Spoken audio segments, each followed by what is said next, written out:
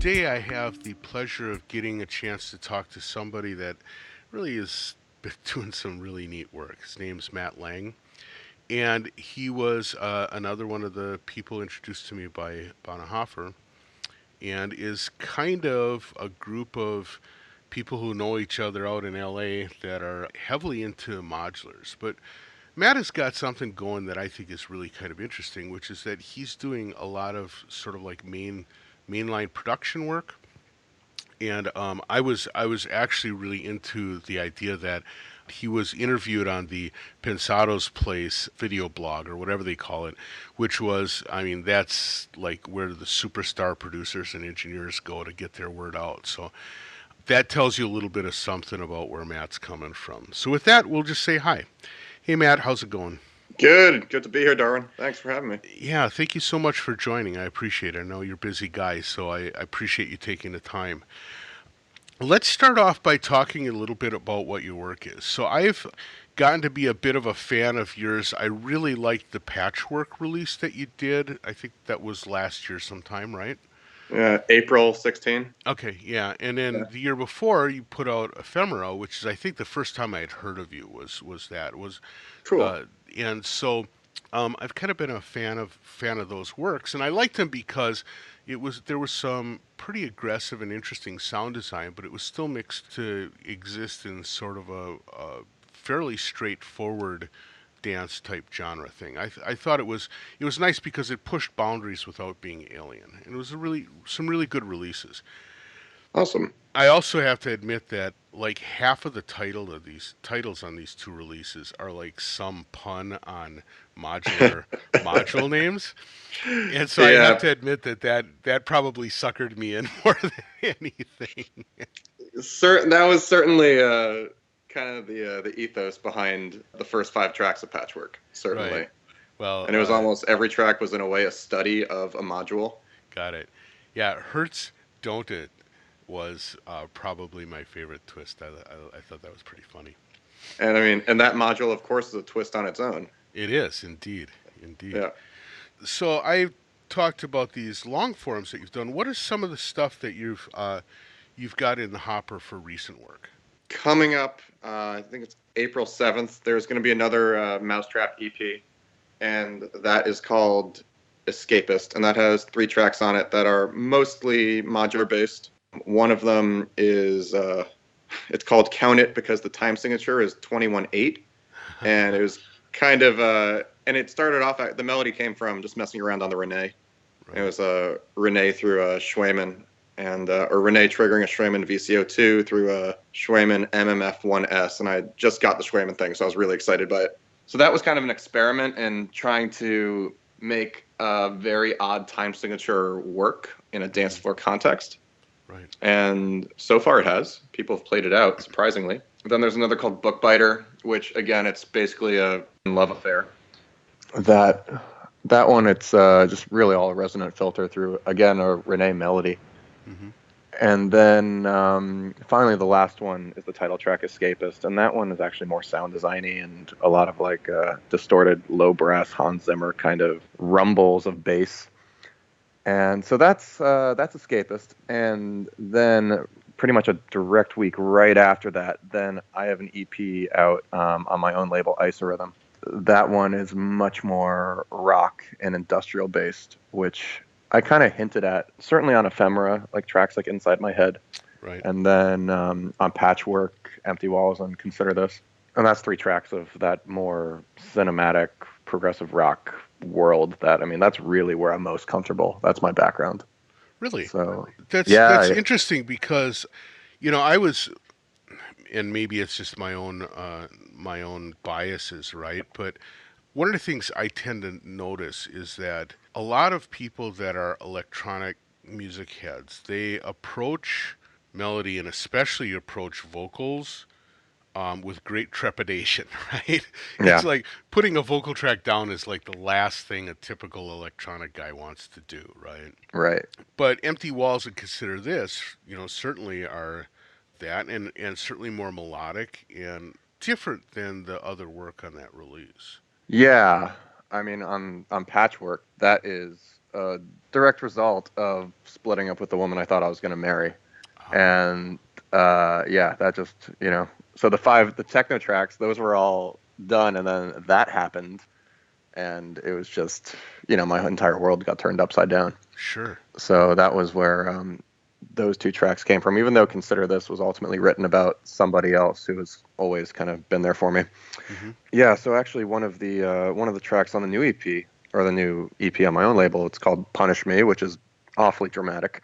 But it started. I actually wrote it initially when my ex and I were starting to like go through a lot of issues and stuff like that, and I got it out of the computer, like, you have to hear this, like, this, I'm expressing myself, and I was really excited about that, and she was so mad. No, that's hilarious. Oh my god, yeah, that's always like the nature of all my personal tracks. It's always about women, always. Is it really? That's funny. Well, it's interesting though. Again, to think of, I don't know. Maybe it's just something, a trope that I've come to believe in, which is that there isn't a lot of super emotion put into a lot of electronic, especially tracks that are tend to be sound designy and stuff like that. They tend to be Yeah, of course. cinematic, or they tend to be really sonically deep, but I'm not sure that there's often I just broke up with this woman I love kind of thing going down, right? Well, it's really easy to hide behind machines. Yeah, that's true. Like, there's a vulnerability that you have when it's just a voice and a guitar, Right. that, or a piano, that, I mean, it's haunting. It absolutely breaks you down if it hits you in the right way. And you can't really do that with, for instance, a modular. In my own, I mean, some people can find that, and that's great for them. But for me, it doesn't hit that chord. Right. I mean, my background is, I mean, I sung in a boy choir for, God, 7 years, and then I played in a band forever. And I mean, my background has always been pretty traditional, actually. Hmm. So the modular to me is just really, it's just another expensive guitar. And I mean, it's just like, it has its own flavor, it does its own Right. thing. Is it the end of the world for me? No, it's just another color on my palette. One of the things that kind of caught my ear when I saw you on the Pensado thing is that now I think they were probably not used to talking to people that had modular, modular chops. Yeah. So for them, they were really intrigued because it was sort of it was unique and it was novel, right? Well, it is, and modular, of course, is going through this renaissance right now too, where Right. it's really cool and it's exciting, and people are excited about it because they've never seen it before, Hmm. at least not on a more mainstream stand. Right. So it's a great talking point, and I'm sure part of the fact that I'm involved with it is part of the thing that made me attractive to them. Probably, yeah. I'm not going to discount it. That's awesome. The other interesting thing is in the recording world, they sort of had their own kind of similar renaissance with the 500 series recording Oh, stuff, totally. right? So that Yeah, people got into this idea of, well, I can build a studio up, one little bit and piece at a time. And so absolutely. then coming to them and say, well, you could do the same thing with your synthesizer actually can make sense to them. Yeah, it's great. I mean, and I'm glad this format exists right now, just because you are able to be really creative and you can build essentially the Frankenstein you always wanted. Right. But at the same time, I mean, I find I'll turn to it when I'm stuck and I need to come up with an idea that I wouldn't come in a traditional way.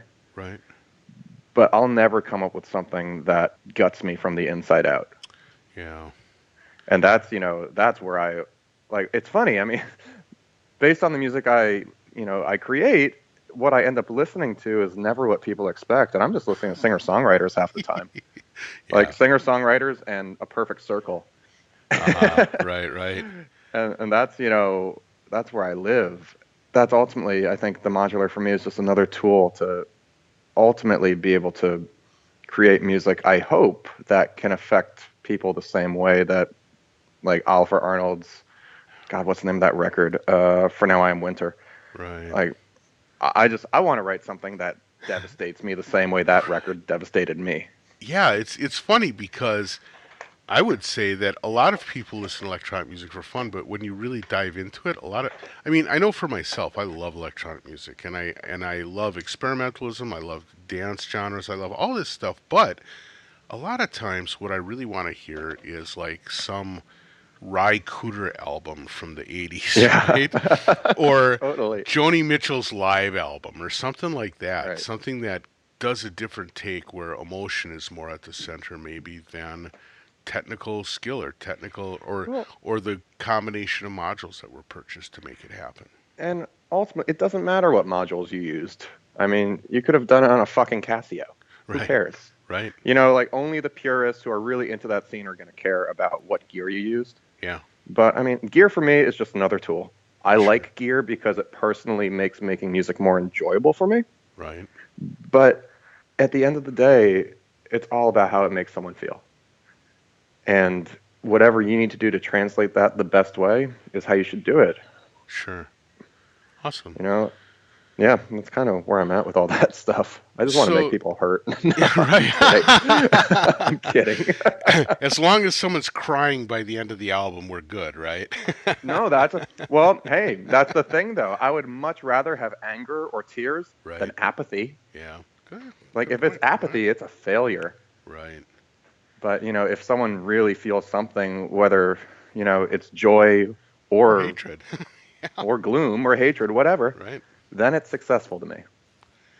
Interesting. So you just laid a couple of breadcrumbs that I want to follow up on a little bit. Boys choir for some number of years, playing in bands. One of the things I like doing in my podcast is I really like hearing people's stories of how they got from whatever their beginnings were to where they are now. And it sounds Right. like you got a bit of a story there, my man.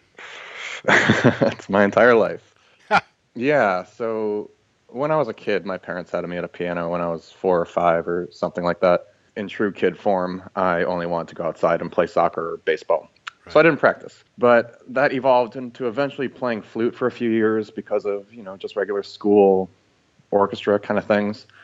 And then when I was 6 or 7, I got introduced to the choir master at my school, and they had me audition, and that turned into singing this boy choir for 6 or 7 years. And it eventually got to the point where I was head chorister, and my name is like painted on the wall of this church, which is pretty Wow. funny. And I haven't walked through the doors of that church in, God, 15 years. That had me just performing, I mean, basically every Sunday. Hmm. And aside from doing church masses, which were, it's kind of an interesting thing because my family is not religious at all. And it was just because of the music, you were there. But then almost by proxy, you become part of this it was Episcopalian, it wasn't Catholic, so it wasn't, you know, too gloomy. But it was just interesting being a part of this very religious community when it was really just about music to me Right. and really to my family too. That all aside, that had me performing on a weekly basis, and then I ultimately ended up through it.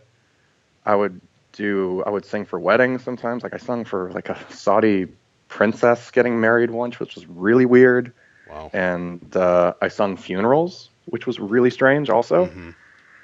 that eventually led to also doing a couple like off Broadway things, which was also a new experience. And this was all before I was even 13 years old. Wow. So did all that, and then basically when my voice changed, I picked up a guitar. And so I was 13, and I grew up listening to metal, so it was picked up a guitar and I'm trying to play Metallica. Hmm. Simple as that. Right. And that evolved into playing, and I guess it was kind of like a hardcore. It was a band in high school, and I don't know what we used to kid ourselves and say we were teenage innovators of post hardcore. But but really what it was, we were just taking like the post rock influences of bands like Explosions in the Sky and Do Make Say Think, and then marrying it with the kind of late 90s, early 2000s screamo a la bands like Satia and Hot Cross, which was really very aggressive and chaotic and lots of screams. Right. So it was that plus post rock, and did that until basically I want to say I was a senior in high school, and I was getting way into the more technical side of music. And most of the stuff I was listening to at this point were progressive metal bands like Dream Theater and Opeth and things that required a lot of technicality. Mm-hmm. And the other guys in the band, they were kind of wanting to follow the road of the Strokes. There was a serious dissonance going on there. Right. And by the nature of that, I started learning how to just record my own demos. So I had my guitar and I had this old Behringer V amp, which was like a cheap copy of a Line 6 pod. Right. And I would just record all these guitar riffs and whatever. And then I got a copy of like Fruity Loops 1. And I would make just the silliest little beats. But it was really at the time just a backing beat for my guitar playing. Around that same time, I got really into Nine Inch Nails and I got really into Aphex Twin. Mm-hmm. So then I started getting into more of the electronic beat programming, but I was still doing it, just making these basic beats, basically in Fruity Loops, and then I'd port everything over to Acid Pro, and I would kind of record all the guitars in there, and just it was always throwing like these two things back and forth, like making a beat here, throwing it into Acid, cutting it up there. Sure. It's all audio. That path basically led me to go to Berklee College of Music. From there, I really got into the sound design thing. I got way into IDM. I was into it before, but at Berklee, I think my first semester there, I was introduced to Telephone Tel Aviv. Mm-hmm. And that band changed my life. Right. It changed how I wrote music entirely. And then later, I got into Richard Devine's music a lot. And it was just, and that kind of whole world when they were doing like schematic records. And it was this, the breakcore-ish, but also very sound design heavy electronic music, which was so prevalent, I want to say, early, mid-2000s. Mm-hmm. And that was so heavily influential for me. Right. So all the music I was kind of doing back then was rooted in that. And I wasn't doing much with any traditional instruments. I wasn't playing guitars. I just wanted to make crazy DSP-based, glitch music, and using all like the kind of contemporary sound design tools at the time to do that, like C-Sound and Metasynth and SoundHack, what have you. Right. And that ultimately ended up, I did my senior thesis as a 15-minute long piece, and it was composed in surround sound. That directly led to me getting hired by BT. So I don't think I never walked for graduation. I did graduate because I did all the credits, but I finished up a semester early, and by the time graduation happened, I was already I was down in DC and I was working for BT. Sure. With him, I was there for just about a year, and I worked on his album These Hopeful Machines, and we also did a Pixar short film. It was a Cars film. Then like this orchestral score for the Sega video game called Alpha Protocol. That was the first time I was just thrown into, it's sink or swim, 100%. Right. And I was the only person working for him, and it was just in the woods. It was a lot of responsibility thrown on me. And he has a very big and complicated personality. Mm-hmm. So it was a really hard experience. Sure. It was, I ended up with anxiety attacks for 3 years after I quit. Wow. But yeah, no, it really destroyed me. But I don't regret a moment of it. I learned so much about the industry, what it's like to be in a professional manner, how to treat people, more importantly, how to not treat people, Mm-hmm. and also how to interface with studio executives, be it Pixar or its major label record heads. It was all this stuff when I was 21 years old, trying to have to figure out on my own. And I was really isolated because where I lived and where he lived was very remote. So the only thing that kind of kept me stable at the time is I had a girlfriend who lived up in Boston, and she would, fly down to see me once a month. And that was my one safety net that kind of kept me grounded. So I quit after a year and moved home. 6 months later, moved back to Boston, stayed there for a year and a half, try to figure out what the hell I'm doing with my life. How am I going to, I have to make music. That's the only viable option. I was staying in this tiny little apartment, I think getting by on $600 a month. After a year and a half of doing it, it was just I can't make this work. I was doing little bits of ghost production here and there for other producers and trying to do my own thing. And it was during this time, some of the dance tracks I had done, they started getting released by and Deep, which is Above and Beyond's record label. Right. It was very like slow momentum though. I wasn't making anything. It was just all hoping that, something would happen. So I gave up on that and I moved back home to New York for 2 years. It was kind of great because my parents, I grew up in New York City, and when I moved to Boston to go to school, they sold the apartment and they moved to upstate New York. Now they basically had all this farmland, and they're photographers, so they had actually turned the barn into a photo studio. Oh, okay. And the top part of the barn was empty, so I just set up all my stuff, and that became my studio for 2 years in the top part of the barn. Mixing in a barn is the worst thing ever. It's awful. You can't hear a thing, and then there are wasps that'll fly around in the summer, and I hate bees. So it's just like, I'm sitting there, and something fucking lands on my head, and I freak out. And, Right. oh, Well, and it's man. upstate New York, so winters are no kiss for Christmas either. Oh, man. Like, it was this kind of, we were all in it together, though. So Right. you Right. just bundle up in long underwear and, a And parka, go. and you're sitting, at your studio chair, all bundled up with Right. gloves and everything. Oh, that's But hilarious. you do it. Somehow in that time, I was doing a lot of work with Glenn Morrison, and he kind of came up with Deadmau5 in like late 2000s, Hmm. and so I was flying out to Toronto about once a month at that point to kind of work with him, help him set up a studio, and he wanted to get more into pop songwriting, and that was something I really enjoyed. I did a bunch of tracks that were going to be on his album, and one of them was this track called Goodbye. 3 years later, Goodbye ends up going double platinum, which Hmm. was an interesting experience because ironically, it's the song. If I never had to hear that song ever again, I would be thrilled. But But instead, it's it's the that. one that's probably going to be inscribed on your. I know. you know. I know. Isn't that always how it works? It is. I'm sure you're right. But at that same time, so I came out to a year in, I flew out to LA for the first time to play a show out here. I just fell in love with the city. It resonated with me. It was like the moment I got off the plane, I breathed easy. Simple as that. And so I played the show, and then a friend of mine from college who was a really close friend, she took me around LA and like drove me around Mulholland Drive and a couple of her own like favorite childhood spots. And it was just such a pivotal moment in my life where on the third day I pretty much just sat up at the top of a hill and realized I had to move out here, and there were some things at home I had to, rid myself of to be able to do that. Right.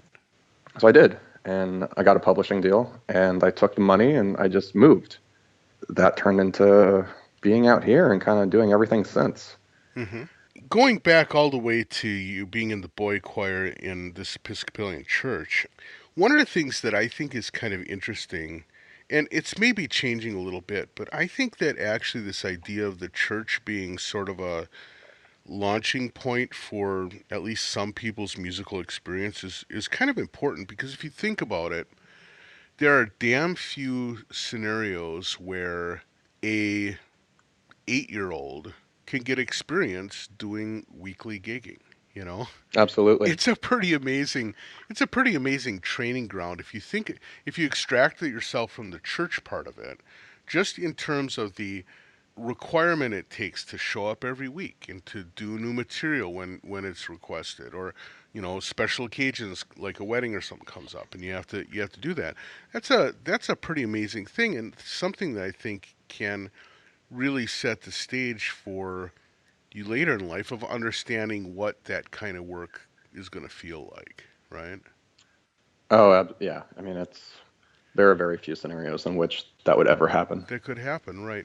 Now, of the other people that were in the choir with you, have you kept up with any of them, or I mean, No.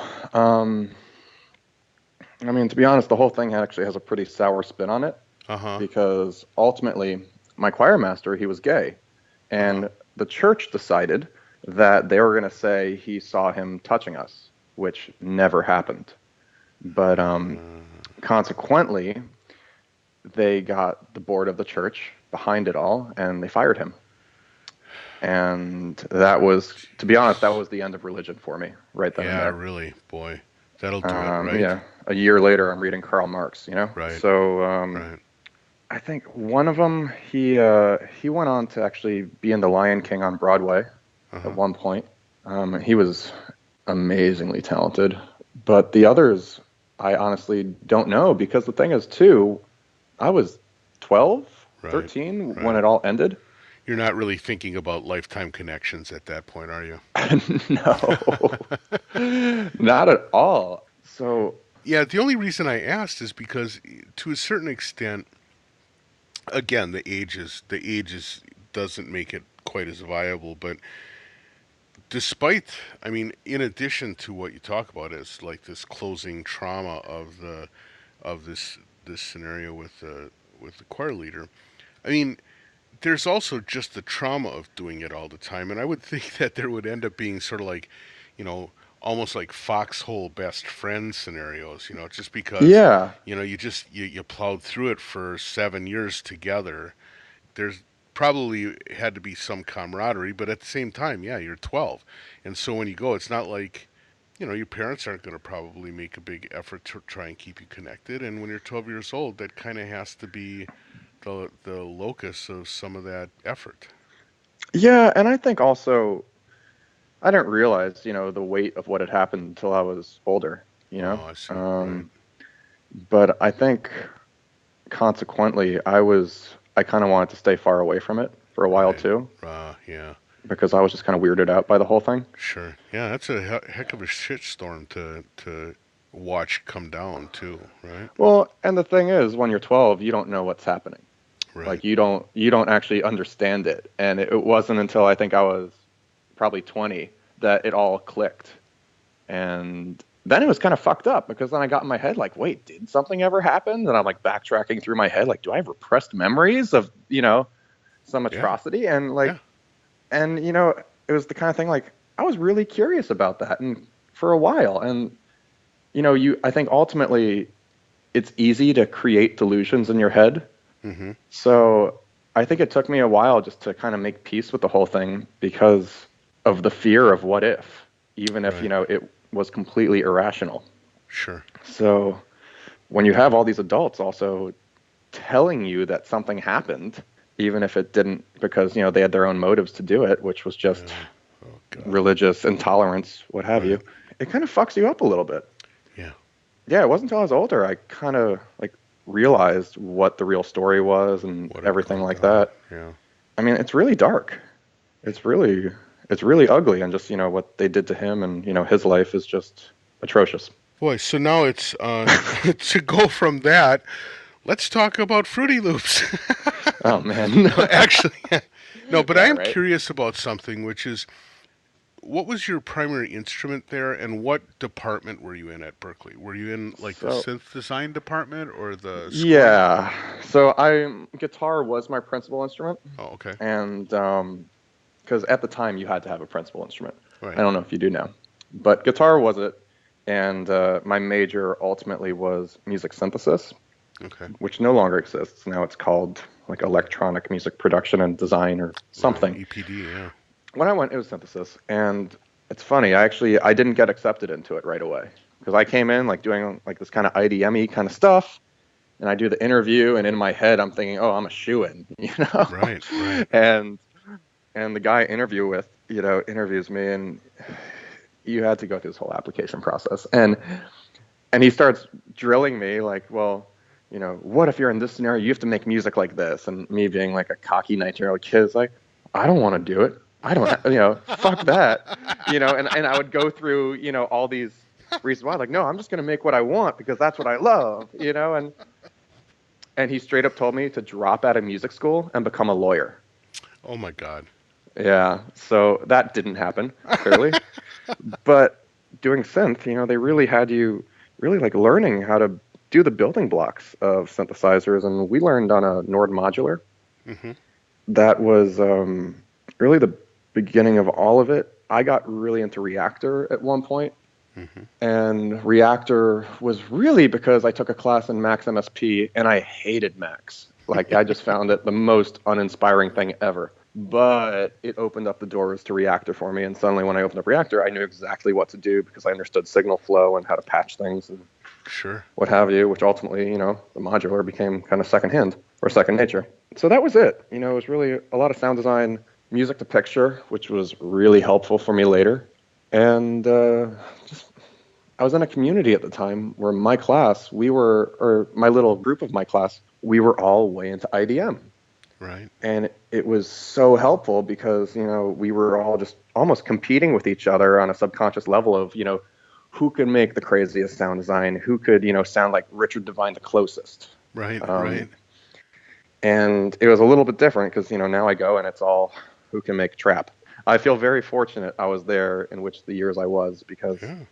it was a really healthy competitive state. Right. So I So it loved it. sounds like though the Berkeley time frame you was pretty confident and pretty balls to the wall, and then to come out of Berkeley and roll basically directly into a gig with BT, that probably Yeah. further helped you feel like you were on top of it.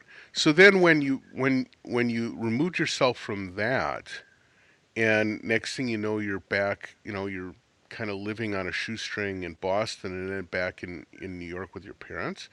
Did it Yeah. ever feel kind of like you'd gotten defeated or somehow you'd gotten beaten out of something? Yeah. Um, I mean, to be honest, the whole BT experiment or experience was the ultimate ego killer. Uh, I feel like I aged 10 years doing that thing. right. And And you said that was 1 year long. yeah, that was a year long. Like I went in there thinking I was, king of the world. And I came out of there feeling pretty worthless. Right. And, but at the same time, grateful for the experiences I had had. It was a very confusing time for me. That was the turning point right then and there.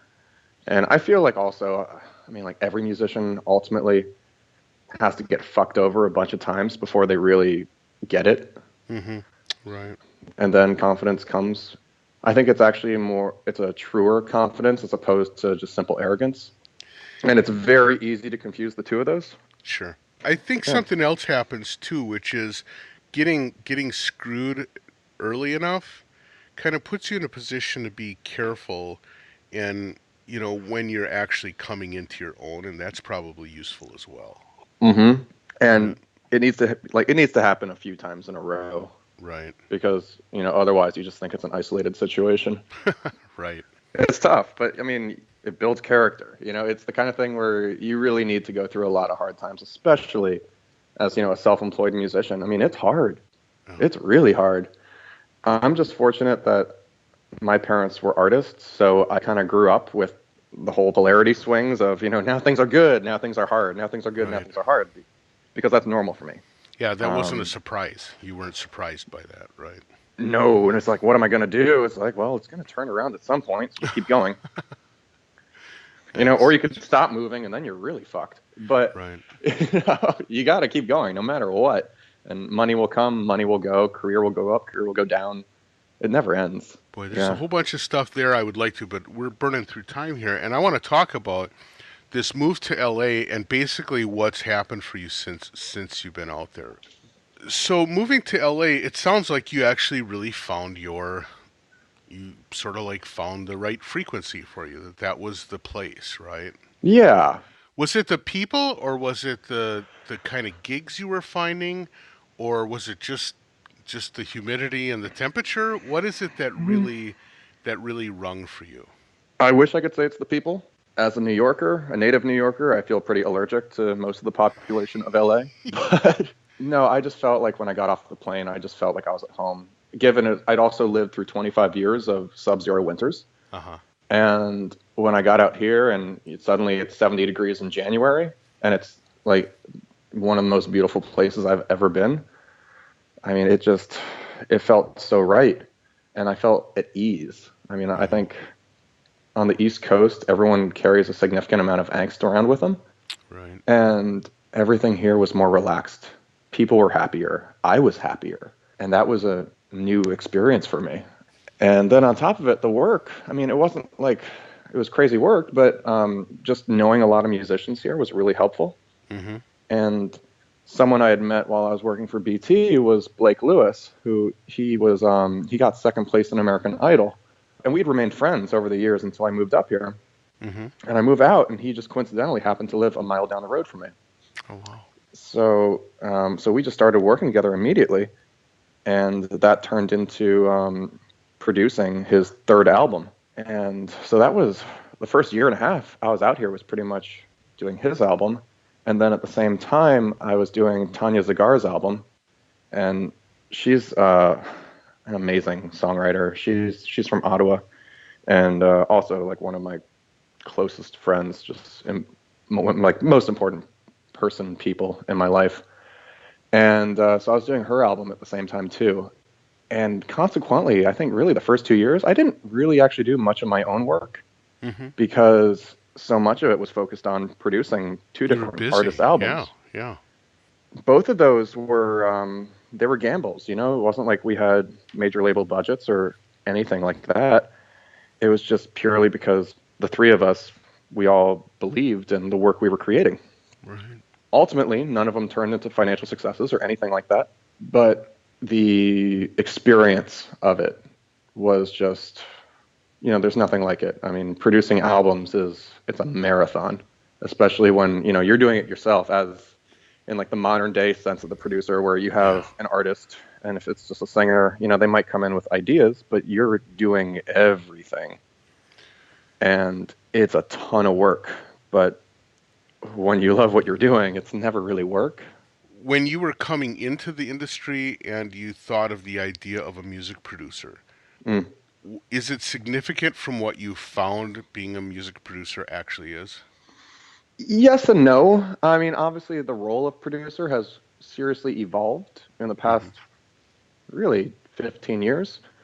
But I think that's the nature of a lot of us who now call ourselves professional record producers. The way we started, it wasn't like we were A&Rs at a label and had good ideas and then, got to be promoted into being a producer. Mm-hmm. We, by the nature of technology, we were able to create on our own and make records and not have to rent a studio.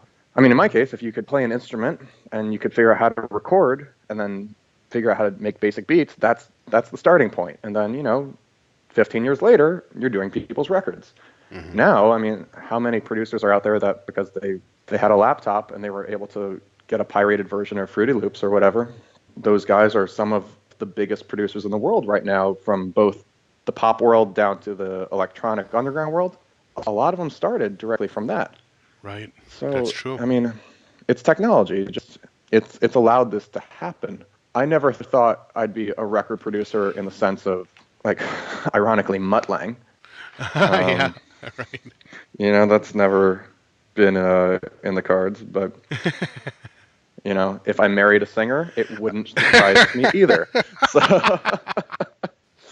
looking at my track record, it's most likely. But no, it's funny. I mean, yeah, I get when I did the Pensado thing, there were all these comments on the YouTube video of like, we thought it was going to be Mutt Lange, but we were so disappointed. Oh no. Oh man. Oh, that's Yeah, harsh.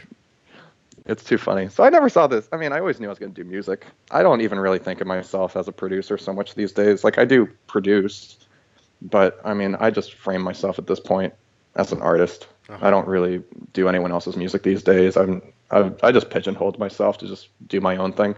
Well, that's cool. And And yeah, it's really liberating. it's interesting. I think this idea though of coming from a family of artists actually gives you the freedom to do that where a lot of other people wouldn't. I It's know true. way too many stories of people who ended up becoming engineers or sound designers or whatever. They really wanted to be artists, but Yeah. all the jobs were coming up somewhere else. And they just ended up feeling like, I'll never make it. I'll never be able to make it as an artist. So I'm going to focus on these things where jobs are showing up. Right. And Right. so you could almost see in their head there was a point in time that where it clicked over and they were like, well, I'm not going to pursue that artist bullshit anymore. I'm just going to go ahead and be a mixer for the TV industry or something, right? That exists. I know, but And it seems like you, yeah. even though you're doing other work as it comes up, that switch hasn't flipped in your head in any way. No, well, now also, I don't know, like the only thing I'm doing for other people right now is like working on the new 30 Seconds to Mars album. Uh-huh. And when I do that, I come in basically as my own artist. And it's not like I'm at, Jared Leto's house every day or anything like that. It's, when I get a phone call, hey, do you want to come, like, let's go to Joshua Tree for 3 days and write music? Nice. Okay, let's Yeah. go. Right. But now when I get invited to do things like that, it's a very different role than, come work for me, Sure. which, which is great because it allows me also to just do whatever I want to do. And by that same token, when I've been in situations where they're like, well, we wanted you to do different kind of music. And it's like, hey, man, you hired me. You knew what you were going to get. There's a lot of freedom in that. And I'm much more comfortable doing that too. So it just works out better for me personally. I'm bad at having a boss.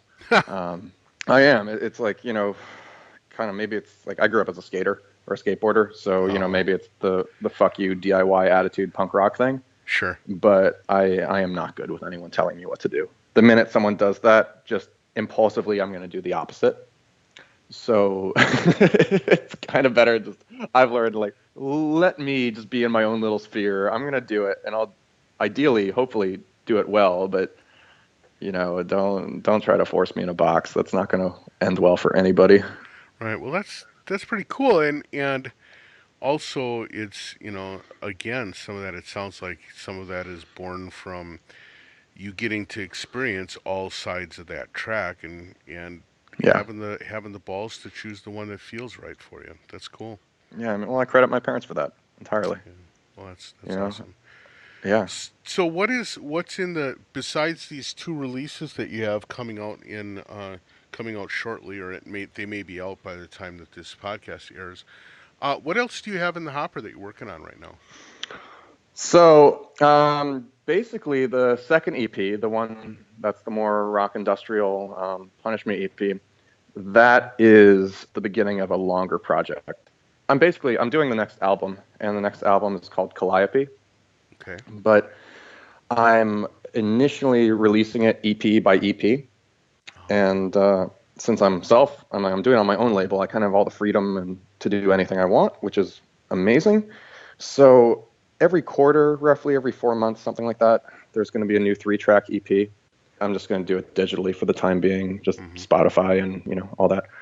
That'll culminate ultimately in the full length, and that'll be physical and vinyl and be pretty. And it's just a way. This is just a way for me to actually create the album while keeping a dialogue going, as opposed to disappearing off the face of the earth for a year and a half, which is very easy to do.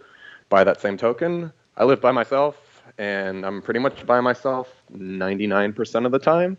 So having a dialogue, even if it's with a fan base on a personal level, is kind of healthy for me, just so I don't feel so alone. That is one of the ways I'm doing that. That's like the music side of it. It's coincidental. So I started actually recording a podcast of my own a few months ago. And it's the concept of that was always like my favorite conversations ever are just when I'm having a beer with another musician. Right. So it's that with a microphone in front of it. Nice. And I've just been fortunate because a lot of my friends are pretty like successful musicians that they've all been willing to do it. So that's probably going to, I mean, I've been pre-recording a bunch too. I've got about 6 of them right now, and that'll probably come out late April. But Well, let me know when you launch that, and I'll make sure that I I get the will. listeners on board with that as well. That sounds awesome. It's been an experience. I've learned I'm very good at talking about myself. I am not so good at carrying a conversation about somebody else. Uh-huh. That's harder for me. This has been a really good learning curve, and actually how to be a better conversationalist. Right. And I mean, it's beneficial because every artist is narcissistic to some extent. I mean, I think you kind of have to be an artist too to actually believe that what you do will allow you to survive when you're not working within the machine. Fortunately, a lot of artists that I've approached, they've loved to do it because it gives them a platform to not only talk about what they are, but it's so rare that artists get to talk about who they are, Right. and for them to feel comfortable enough to be vulnerable That's a challenge. So I think that's where the fact that I too am an artist, and I mean I'm pretty open about my life at this point. So it allows for them to feel comfortable and allow them to be vulnerable at the same time. It's been a really good experience, and I mean I fucking sucked at it the first few of them, and now I feel like I'm getting better at guiding a conversation. Because the other problem I learned was, since I'm recording these mostly with my friends, if we're drinking while we're doing it, or in some cases people have been smoking, it's not the most lucid conversation all the time. And so that's required a ton of editing on my behalf later. Right, right. And and a big part of that too was I wasn't comfortable doing it yet. And I'm still not 100% comfortable. I'm really green to this. The challenge has been I think it's because I'm doing it with my friends 100%. Right, sure. Because then you have your own inside jokes and you have your own rapport, and it's easy just to start ragging on each other for 15 minutes straight and then realize, how isolating that can be. Right. So I think when I start doing, more artists who I don't know as well, then the conversations are actually going to become easier in a way because it's less silliness. So there's that, and then the last thing I'm doing is like I started just doing little gear profiles of things I use, and it's just little YouTube videos. I'm calling it Gear and What It Means to Me because it Hmm. sounds like an emo record. Right, it sure But, does. That's awesome. so the first one is just like Make Noise DPO, and as opposed to, there's so many YouTube tutorials out there like here is every feature of this thing, and I have no desire to do any of that. It's just like in the case of the DPO, I love this module because it makes my favorite kick drums, and I love it for making respace lines, and this is why. And I'm trying to keep everything under 5 minutes, and it's just purely from the artist profile of it, not so much check out every feature, go buy this thing. It's just like Right. I love this thing, and this is why. Oh, that's really smart. Yeah.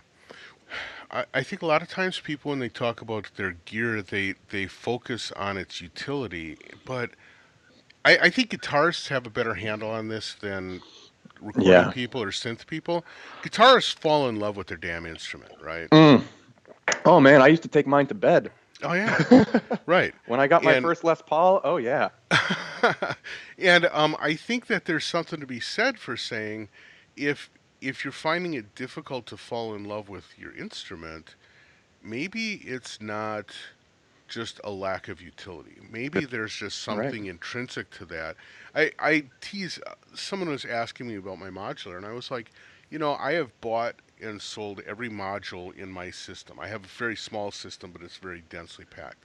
And Yeah. I've bought and sold every piece like 3 times because it's almost like I'll get something because it sounds exciting, and then I'll like, well, I'm sure there's something that could do this better, and I'll sell it, and then I'll be like, oh, that fit in that space nice, so I'll buy it again, and I'll be like, oh, I need something smaller, and I'll sell it, and then finally I'm like, no, I can't fucking live without this thing, so I have to buy it, right? Yeah. And then once it goes through that amount of process, now I know that Right. this is a little thing that I love, and it becomes really a part of an instrument for me then. What's your favorite module?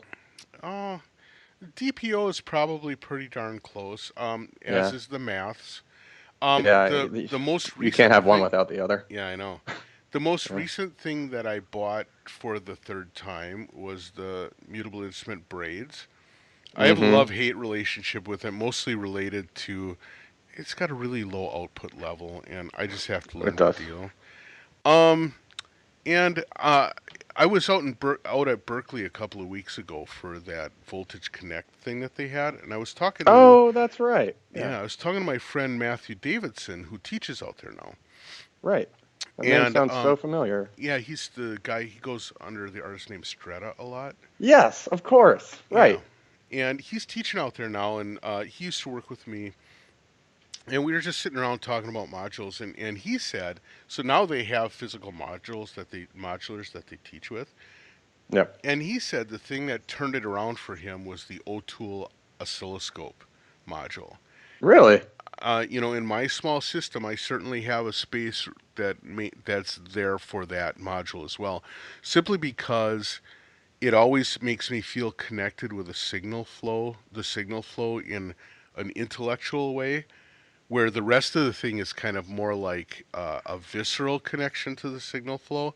by pumping Hmm. things through that oscilloscope, I always feel like, oh, and there's this intellectual benefit too. I can see the wave Yeah, shaping happening, or I can sure. see that I'm not getting any audio, so I screwed up something, right? But yeah, I don't know. Interesting. I've got this little. I have one of those little tip top fold open cases, and Yep. it's now kind of filled up with all my favorite modules. But again, Right. it's been a process of buying and selling each one a couple of times until it really like passes muster, right? It's Right. quite a That's your ridiculous. process. Yeah, it's a ridiculous process, but it's what seems to have worked for me. It's funny. I feel like I've maxed out on Euro, so Yeah. now I'm just obsessed with guitar pedals right now. Right. Well, And that's a thing. A lot of people are kind of making that move, thankfully, because some of it is because there's some really exciting stuff going on in the pedal well, world. it's not even, and a lot of modular makers come, or Eurorack manufacturers, a lot of them come from the pedal world. Right. Since I've also been, working more on like more traditional kind of like the rock industrial thing, I'm playing so much guitar right now. Mm-hmm. And remembering the sheer joy of just playing with a delay pedal. Right. I mean, there's Oh yeah. like, and just the tactile response of bending a note and hearing the delay trail on it, and it blurs all together and long feedback. And I'm getting a joy out of just guitars and pedals that I haven't felt in forever. So That's cool.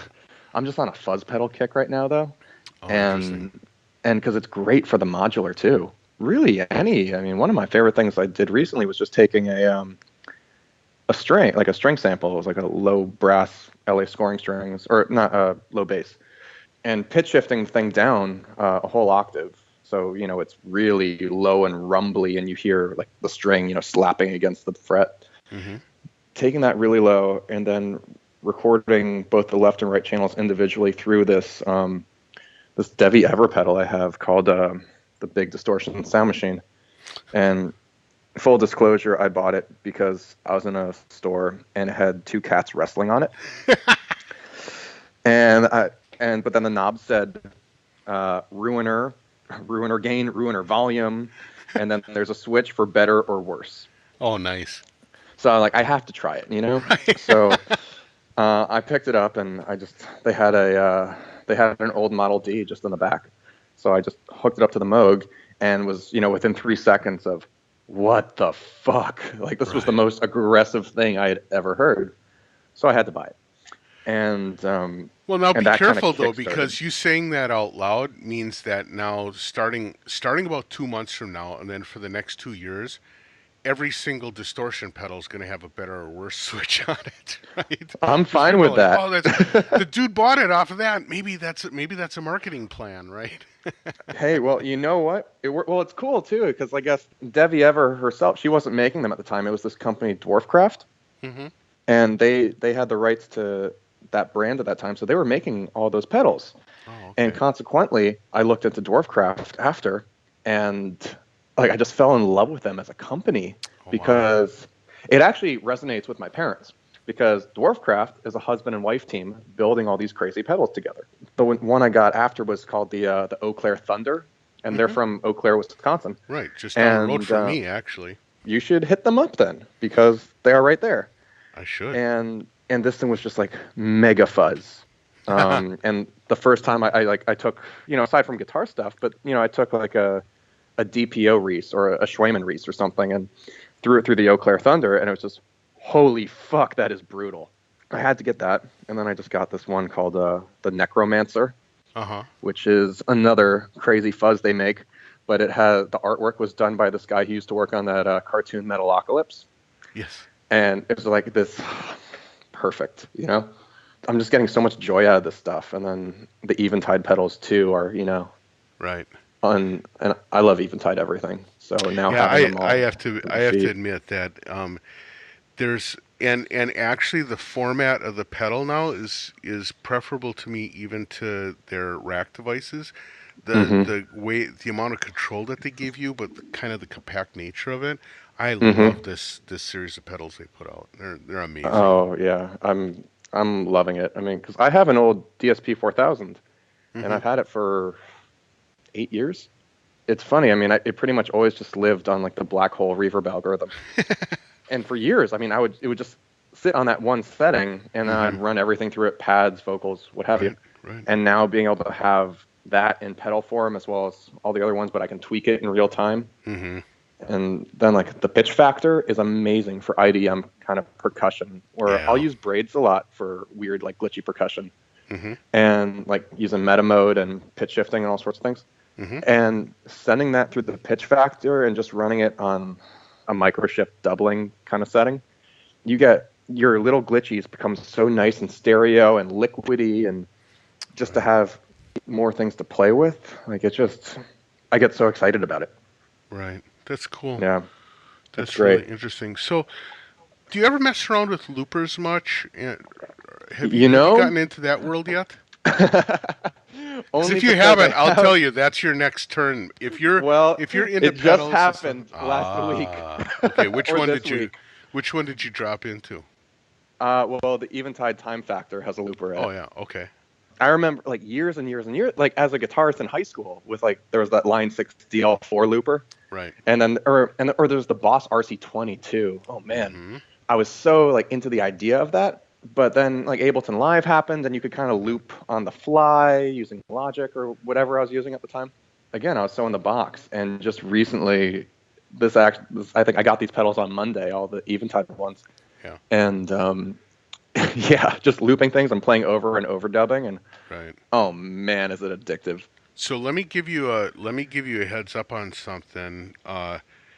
We need to wrap up, but let me give you a Yeah, heads I up on know. something because they're about to become unobtainium.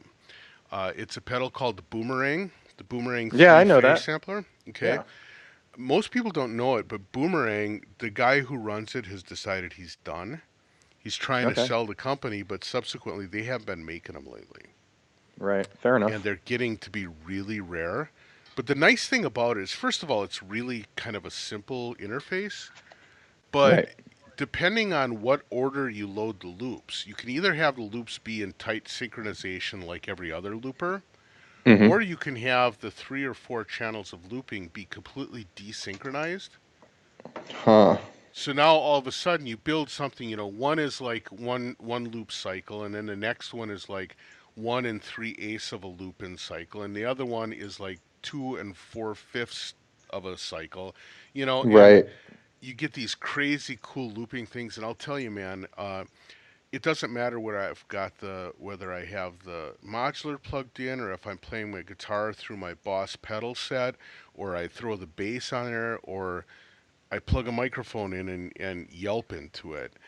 No matter what, I seem to be able to come up with stuff that just makes my soul soar. Right? I'm not sure that I would ever let anyone else hear it, Yeah. Sure. but for me, it's almost spiritual in how amazing it is.